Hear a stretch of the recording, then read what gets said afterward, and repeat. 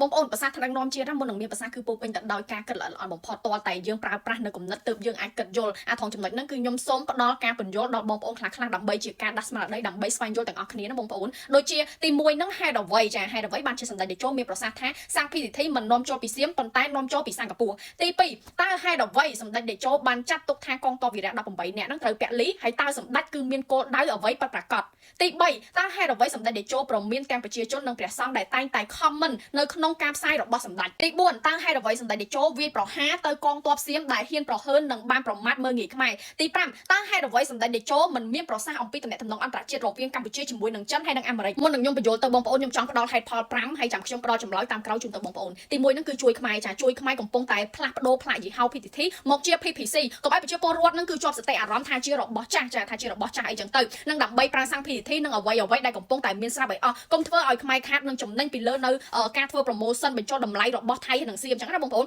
មានន័យថាចំណេញទាំងថ្មីចំណេញទាំងចាស់ប្រើប្រាស់បញ្ចុះតម្លៃធ្វើឲ្យខ្មែរនឹងចំណេញកាន់តែច្រើនគឺពាក្យមួយដែលតែងតែនិយាយថាកុំស្អប់សត្រូវចេះប្រើសត្រូវទៅត្រូវចំណុចទី2គឺជួយវីរៈកងទ័ពដើម្បីបញ្ចប់ការតភ្ជាប់របស់សៀមតែងតែប្រើវីរៈកងទ័ពដើម្បីគម្រាមខ្មែរក្នុងការដោះដូរនានាអីចឹងទៅជាពិសេសគឺការដាក់បន្ទុកទៅលើសៀមនៅក្នុងនាមជាអនុលេខាធិការរបស់អង្គការសហប្រជាជាតិផ្នែកមនុស្សធម៌ដូច្នេះហើយសៀមជាអ្នកចងអញ្ចឹងសៀមក៏ត្រូវតែជាអ្នកស្រាយដែរដោយខ្មែរមិនបានចំណេញអ្វីទាំងអស់បើដោះលែងក៏ខុសមិនដោះលែងក៏ខុសដើម្បីការពារមិនធ្វើឲ្យកាន់តែខុសគឺត្រូវតែដោះលែងទៅសម្ដេចមានប្រសាសន៍បែបហ្នឹងដោយពាក្យមួយថាខាតតិចប្រសើរជាងខាតច្រើនចំណុចទី3ជួយខ្មែរឲ្យចេះសាមគ្គីចាទោះនៅក្នុងវិនាទីណាក៏ដោយឲ្យតែខ្មែរយើងសាមគ្គីគ្នាជាធ្លុងមួយជួយគ្នាទៅវិញទៅមកមិនមែនចំនួនបបោកមិនបន្ថោតម្លៃនៃកិត្តិយសជាតិខ្លួនឯងវាប្រហារថ្នាក់ដឹកនាំគឺខ្មែរមិនមែនត្រឹមតែឈ្នះសៀមទេបងប្អូនគឺឈ្នះលើធ្វើដំណើរទៅមុខមានទុករួមទុកមានសុខរួមសុខជាគ្នាទោះជាពេលវេលាណាក៏ដោយទើបមិនឲ្យខ្មែរនឹងបែកបាក់ជាពាក្យមួយនិយាយថាខ្មែរខ្លាំងតតែខ្មែរនឹងរួបរวมគ្នាចំណុចទី4គឺជួយលើកស្មារតីកងទ័ពខ្មែរកំពុងតែប្រចាំការគឺត្រៀមនៅគ្រប់ទិសដើម្បីការពារជាតិដើម្បីលើកស្មារតីជាតិដល់ពួកគាត់ចា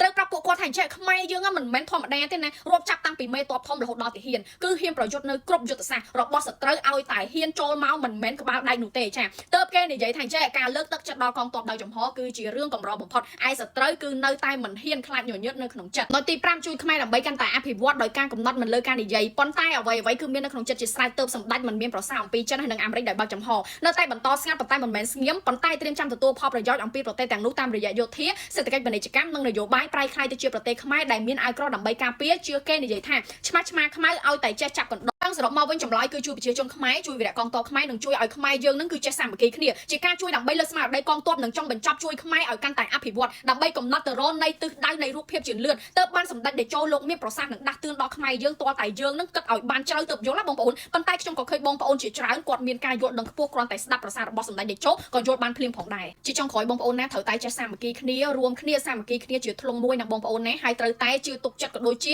ជឿទៅលើការសម្រេចចិត្តក៏ដូចជាចំណាត់ការរបស់រាជរដ្ឋាភិបាលយើងគ្រប់ជាន់ថ្នាក់ដើម្បីការពារជាតិយើងក៏ដូចជាដើម្បីការពារយើងផងដែរ